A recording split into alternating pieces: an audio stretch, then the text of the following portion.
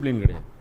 Discipline இருந்தால் தான் மதிப்பேன். இப்போ உதாரணத்துக்கே எடுத்துக்கோ. இப்போ உதாரணத்துக்கு நபி ஸல்லல்லாஹு அலைஹி வஸல்லம் காலத்தில் இப்போ இன்றைக்கி வெள்ளைக்காரனே எடுத்துங்க, ஏன் மதிக்கிறாங்க அவனை? உலகியல் ரீதியாக அவனை மதிக்கிறாங்க. சில விஷயங்களில் காசு கொடுங்க, அவன் அந்த டஸ்ட் ஸ்டாண்ட் வச்சுருப்பான். அப்போ தான் கடைசியாக ஒரு ஆளுக்கு சர்வ் பண்ணியிருப்பான். அந்த டோர் வந்து இப்படி க்ளோஸ் பண்ணிவிட்டு இப்படி போட்டுருவோம், ஓப்பன்னு இருக்கும். இப்படி அந்த ஸ்லைடு வந்து இப்படி திருப்பி போட்டு க்ளோஸ்டுன்ட்டானா அதுக்கப்புறம் நீங்கள் என்ன தான் தலையாக வந்து அடிச்சுக்கிட்டாலும் ஒரு காஃபி கொடுன்னா கூட தரணும். நமக்கு சனிக்கிழமை சுருக்கி வெள்ளிக்கிழமை தரப்பட்டதுன்னு நம்ம நினச்சிக்கிறோம். அதுலேயும் அந்த 1 மணி நேரம் மட்டும்தான்ட்டு. ஆனால் நமக்கும் 24 ஹவர்ஸ் இருக்குது. எப்படி இருக்குன்னா ஸ்ப்ளிட் பண்ணப்பட்டுருச்சு. அவங்களுக்கு 5 ஒரு கதவு தானே போய் பூட்டியிருக்க, இங்கே பாருபாய் கத்த செலவு நோட்டு அப்படின்னு அப்படி திறந்து என்ன அதுலேருந்து வாங்கி 2 இந்த சமுதாயத்தை மதிப்பாங்க. Example, living example. நம்ம இப்போ இன்றைக்கி கூட முஸ்லீம்களில் சில எக்ஸாம்பிள் இருக்குது. போஹராக்கள் எடுத்து பாருங்கள். ரமதானில் மத்தியானம் கடை மூடுறவங்க அவங்க தான். அவங்க கஸ்டமர் எங்கேயாவது கைவிட்டு போயிருக்காங்களா? அவங்களுக்கு தான் மரியாதை. அப்போது இவங்ககிட்ட தான் நிர்வாகமும் கையில் கொடுப்பாங்க. இவன் என்னடா நான் வேலை நேரம் போட்டு வச்சுருக்கான், அப்புறம் பார்த்தா ஃபார்மாலிட்டி போட்டு வச்சுருக்கான். வேலை நேரம் போட்டிருக்கான், வேலை நேரம் இல்லாத நேரத்துலையும் வேலை செய்கிறான். சனிக்கிழமை ஞாயிற்றுக்கிழமை விடுமுறைங்கிறான், ஆனால் ஞாயிற்றுக்கிழமை கூப்பிட்டாலும் வர்றான். இவங்ககிட்ட ரூல்ஸ் எல்லாமே சும்மா ஒரு பேப்பரில் தான் இருக்க மாட்டிருக்கு. இவன்கிட்ட எந்த ரூல்ஸுமே ஃபிக்ஸடு கிடையாது போல இருக்குது. அவனை மதிக்கவே மாட்டான். இந்த மாதிரி வியாபாரம் செய்கிறவனை போய் பாருங்கள், யாரும் வந்து டிசிப்ளின் கிடையாது. டிசிப்ளின் இருந்தால் தான் மதிப்பாங்க. இப்போ உதாரணத்துக்கே எடுத்துக்கோ. இப்போ உதாரணத்துக்கு நபி ஸல்லல்லாஹு அலைஹி வஸல்லம் காலத்தில் இப்போ இன்றைக்கி வெள்ளைக்காரனே எடுத்துங்க, ஏன் மதிக்கிறாங்க அவனை? உலகியல் ரீதியாக அவனை மதிக்கிறாங்க. சில விஷயங்களில் எதுக்கு மதிக்கிறாங்க? சில விஷயங்களில் மட்டும்தான் மதிக்கிறாங்க. அல்லாஹ்வுடைய எந்த ரூல் ஃபாலோ பண்ணாலும் அதுக்கு உண்டான மரியாதை உனக்கு கிடைக்கும். அவன் எல்லாம் ஃபாலோ பண்ணுறான். ஒரு டைம் வச்சுக்கிறான். இந்த டைமில் தான் ஓப்பன்னா ஓப்பன் தான், க்ளோஸ்னா க்ளோஸ் தான். நீ ஃப்ளைட்டுக்கு போயிரு, 60 மினிட்ஸ் பிஃபோர் கேட் க்ளோஸ்டுமா. 60 மினிட் பிஃபோர் ஆயிரட்டும் கேட் க்ளோஸ் பண்ணிடுவோம். நீங்கள் லக்கேஜோடு போய் அங்கே போய் இரு, போர்டை காட்டுவோம், டைம் ஆயிடுச்சு. சூழ்நிலை நீ அழுவு புலம்பு என்ன இலை வேணாலும் விடவே மாட்டேன். சமீபத்தில் ஒரு சீன் நடந்துச்சுல்ல, ஒரு ஹஜ்ஜு ஒன்று, ஒரு ஆள் வந்து லேட்டாக வந்தார். போன வருஷமாக அதுக்கு முன்னாடி வருஷம் வந்தார். கேட் க்ளோஸ் பண்ணிட்டாங்க. ஃப்ளைட்டு போகல, திறந்து தான் இருக்குது, ஃப்ளைட் நின்றுட்டு தான் இருக்குது. ஏற்ற விடு, ரூல்ஸ்னால் ரூல்ஸ் தான். அவர் அது ஃப்ளைட்டை எல்லாம் போக விடாமல் பண்ணால், அது மாதிரி எல்லா ஃப்ளைட்டும் போகாது. அவருடைய கிளாஸுக்கு போச்சு, சரியா? எல்லா ஃப்ளைட்டும் வந்து உங்களுக்கு கேன்சல் ஆகாது. அதுக்கப்புறம் அந்த ஃப்ளைட்டை வந்து அவங்க ஏற்றிட்டு போனாங்க. அது வேறு விஷயம். இப்போ இங்கே என்னென்னா அந்த டிசிப்ளின் ஃபாலோ பண்ணான்னு வச்சுக்கோ, அது மேலே பார்க்கும்போது நமக்கு ஒரு மரியாதை வரும். அப்போ டிசிப்ளினே இல்லை, புரியுதா? அப்போ வெள்ளைக்காரன்ட்ட அந்த டிசிப்ளின் பாருங்கள். நீங்கள் ₹1,00,000 காசு கொடுங்க, அவன் அந்த டஸ்ட் ஸ்டாண்ட் வச்சுருப்பான். அப்போ தான் கடைசியாக ஒரு ஆளுக்கு சர்வ் பண்ணியிருப்பான். அந்த டோர் வந்து இப்படி க்ளோஸ் பண்ணிவிட்டு இப்படி போட்டுருவோம், ஓப்பன்னு இருக்கும். இப்படி அந்த ஸ்லைடு வந்து இப்படி திருப்பி போட்டு க்ளோஸ்டுன்ட்டானா அதுக்கப்புறம் நீங்கள் என்ன தான் தலையாக வந்து அடிச்சுக்கிட்டாலும் ஒரு காஃபி கொடுன்னா கூட தர மாட்டோம். க்ளோஸ்டுன்னா க்ளோஸ் தான். தொடச்சிட்ருக்கிறேன், இது க்ளோஸ்டு டைம், இது துடைக்கிற டைம், இது பூட்டுற டைம். அதனால் பார்த்தீங்கன்னா அடுத்த தடவை மதிப்பான். அதுதான் இவரும் சொல்கிறார். யார்? நெஹெமியா நபி என்ன சொல்கிறாரு? போட்டும், வியாபாரிகள் வந்து வெளியே தூங்குறாங்க, அதனால் நாங்கள் இறக்க போகிறோம். எப்படி? பொண்டாட்டி பிள்ளையோடு வராங்க. இவனுக்கு பிரச்சனை என்ன? வேலை செய்யும்போது சொல்ல போல செய்ய மாட்டான். முதலாளி இன்னொருத்தனாக இருக்கட்டும். அப்போ ஒரு கஸ்டமர், தம்பி ஒரு கஸ்டமர் ஒருத்தர், கடை பூட்டிட்டிங்களாமா? எங்கே இருக்க? பக்கத்தில் தெரு தான் இருக்கேன், கொஞ்சம் திறந்து எடுத்து கொடு. எப்படிலாம் இல்லைங்க வேலை செய்கிறது? எங்களெல்லாம் பார்த்தா மனுஷனாக தெரியலையா? நாங்கள் வீட்டுக்கு போக வேண்டாமா? எங்களெல்லாம் பார்த்தா இதாக தெரியலையா அப்படிங்க. அதே ஓனர் ஆகிட்டா இந்த காசு இருந்தால் 4 பேருக்கு நம்ம நல்லது செய்யலாம்ல. எப்படி? சனிக்கிழமை மீன் பிடிப்போம். நம்ம தான் சனிக்கிழமை மீன் பிடிக்கலையே. நம்ம வெள்ளிக்கிழமை பிடிச்சோம், ஞாயிற்றுக்கிழமை பிடிச்சோம், சனிக்கிழமை தான் நம்ம பிடிக்கலையே. அப்படியே டோன் மாறும். இது அல்லாட்ட அசிங்கமானது. அதான் சொல்கிறார், டபுள் ஸ்டாண்டர்டு அல்லாட்ட அசிங்கமானது. நீ தொழிலாளியாக இருக்கும்போது எப்படி நடந்துக்கிட்டோ அதே மாதிரி தான் நீ முதலாளியாக இருக்கும்போது நடந்து. தொழிலாளியாக இருக்கும்போது உனக்கு தொழுகைக்கு ஒரு முதலாளி உனக்கு விடலை அப்படின்னா மனசு வலிச்சதுன்னா, முதலாளியாக இருக்கும்போது உனக்கு மனசு வலிக்கணும். உன் கீழே இருக்கிற அப்படியே உள்டாவாயிடுது.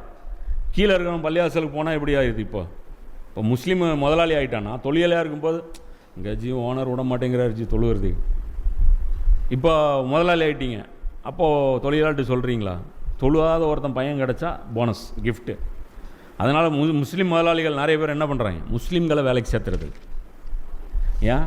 இவன் தொழுகை போகணுன்னு சொல்லிட்டு ரூல்ஸ் பேசுவான், தொழுகை போகணுன்னு சொல்லிட்டு ரூல்ஸ் பேசுவான். காஃபிராக இருந்தால் அந்த டைமில் வேலை செய்வான்ல, அவனுக்கு பிரச்சனை இல்லைல்ல. அது மாதிரி இதெல்லாம் வந்து இது மாதிரி டபுள் ஸ்டாண்டர்டு நம்ம இருக்கிறதுனால இதெல்லாம் வந்து என்னென்னா ஹுப்பு துனியா தான், வேறெல்லாம் ஒன்றும் கிடையாது. வெளிப்படையாக ஒத்துக்க மாட்டோம். என்ன சொல்லுவோம், ஆனால் துனியாவுடைய முகப்பத்து இருந்திருந்தா அதை பண்ணியிருப்பானா, இதை பண்ணியிருப்பானா, நான் இப்படி பண்ணியிருப்பானா, இப்படி எல்லாம் பண்ணுவாங்க, எல்லோரும் பண்ணுவாங்க. புரியுதா? அது எப்படின்னா அறுக்கிற மாதிரி இருக்கும். அந்த நெஞ்சு ஈரல் இருக்குல்ல, அது வந்து நம்முடைய இஸ்மாயில். அது அந்த இஸ்மாயில் அறுக்கிறது அவ்வளோ கஷ்டம். இஸ்மாயிலை படுக்க போடுறப்போ இது எப்படி பார்ப்போம். 10,000 1,00,000 இது சொல்லுவோம், நேசமணி சொல்லுவோம், 1,00,000 கான்ட்ராக்டடா, அப்புறம் செண்டிகளா, வீணாக போக வச்சிடாதீங்கடா, வந்தாண்டா ஒரு பெரிய பிஸ்னஸ் எடுத்துகிட்டு. அப்போ இந்த இடத்துல எல்லாம் என்ன பண்ணுறான், இது வந்து டிசிப்ளின் மேட்ரு தான். இது முழுக்க முழுக்க என்ன, இது வந்து ஒரு டிசிப்ளின். அப்போ ரூல்ஸ் அண்ட் ரெகுலேஷன் இவங்க ஃபாலோ பண்ணுறாங்களே. இப்போ இன்றைக்கி நமக்கு சனிக்கிழமை சுருக்கி வெள்ளிக்கிழமை தரப்பட்டதுன்னு நம்ம நினச்சிக்கிறோம். அதுலேயும் அந்த 1 மணி நேரம் மட்டும்தான்ட்டு. ஆனால் நமக்கும் 24 ஹவர்ஸ் இருக்குது. எப்படி இருக்குன்னா ஸ்ப்ளிட் பண்ணப்பட்டுருச்சு. அவங்களுக்கு 5 நேரம் தொழுகை கடமை இல்லை. யாருக்கு? பனி இஸ்ராயல்களுக்கு 5 நேர தொழுகைகள் கிடையாது. அவங்க 2 வக்த தொழுகை தான். புரியுதா? அதுவும் வந்து ஜமாத்தெல்லாம் வந்து பெருசாக பள்ளிவாசல்கள் அந்த மாதிரிலாம் அதிகமாக இருந்திருக்கும். ஆனால் இந்த அளவுக்கு அப்படி போட்டால் கூட இப்படி கிடையாது. இப்போ நமக்கெல்லாம் என்ன வச்சுட்டான், ஒவ்வொரு தொழுகை வக்தும் நமக்கு தடை செய்யப்பட்ட நேரம்தான். அந்த நேரம் வந்து விடணும், ரெஸ்ட்டு விடணும். அந்த நேரம் வந்து பாஸ் விடணும். அந்த நேரம் பிரேக் விடணும். அந்த நேரத்தில் கஸ்டமர் வந்து அட்டன் பண்ணக்கூடாது. அப்போ அந்த நேரத்தில் கஸ்டமர் வர்றாரு, அவருடைய சிரமத்தை புரிஞ்சுக்கிட்டு, அதெல்லாம் ஒரு மண்ணாங்கட்டியும் கிடையாது. எல்லாம் டாவ். அவருடைய சிரமத்தை புரிஞ்சு குழந்தைய வச்சுருக்கிறாரு, ஃபேமிலியை வச்சுருக்காரு, அதெல்லாம் ஒன்றும் கிடையாது. நீங்கள் ஆஸ்பத்திரிக்கு போங்க, குழந்தைய வச்சுட்டு வாங்க, அடிபட்டே வாங்க, லஞ்ச் டைம் தான். ரேர் கேஸில் ஏதோ உயிர் போகிற எமர்ஜென்சி, ரத்தம் பிளட்டு போயிட்டுருக்குன்னா மட்டும் எப்போ உள்ளே தள்ளிவிட்டு அதுக்கப்புறம் க்ளோஸ் பண்ணிடுவாங்க. எப்போ ஒரு பேண்டேஜ் மட்டும் ஒரு ஆளை பார்த்துட்டு அதுக்கப்புறம் நீங்கள் பார்த்துங்க, அதுக்கப்புறம் எதுவும் பண்ண முடியாது. இவ்வளோதான். எல்லா இடத்துலையுமே டிசிப்ளின் இன்றைக்கி வந்து இப்போ இன்றைக்கி பார்த்தோம்னா முஸ்லீம் மொஹல்லாவை தவிர மீது எல்லாருமே டிசிப்ளின் ஃபாலோ பண்ணுறாங்க. ஆனால் அல்லாஹ் ரிஸ்க்கு கொடுப்பான்னு சொல்லிட்டு இருக்கிற முஸ்லீம் மட்டும்தான் அல்லாஹ் மேலே துளியும் நம்பிக்கை இல்லாமல் ரிஸ்க்கு கொடுப்பான்னு சொல்கிறா தான் சொல்லணும். நாளைக்கு மண் வரலைன்னா, சல்வா வரலைன்னா வரும். அந்த டிசிப்ளினுக்குள்ளே நம்ம இருக்குந்தால் வரும். வராத பட்சத்தில் அதில் பரக்கத் செய்யப்பட்டுறாது, அது போயிடும், கைவிடப்பட்டுரும். அதனால் பார்த்தா நம்மளை வந்து அல்லாஹ் வந்து மதிப்பு இல்லாமல் வச்சுருப்போம், மதிக்க மாட்டாங்க. எப்படின்னா அந்த வெள்ளைக்காரன்ட்ட போயிட்டு இந்த ஒரு கடையை மூடிட்டிங்கன்னா கூட அவங்கள்ட்ட போயிட்டு இப்படி காசு எடுத்து இப்படி ஆட்டுங்க, போடா மூடிட்டு வந்துட்டு என்கிட்ட ஆட்டிட்டு. நம்மகிட்ட வந்துட்டு பாய், ஒரு கதவு தானே போய் பூட்டியிருக்க, இங்கே பாரு பாய், கத்த செலவு நோட்டு அப்படின்னு அப்படி திறந்து என்ன அதுலேருந்து வாங்கி 2 தர்மம் பண்ணிடுவோம்ல,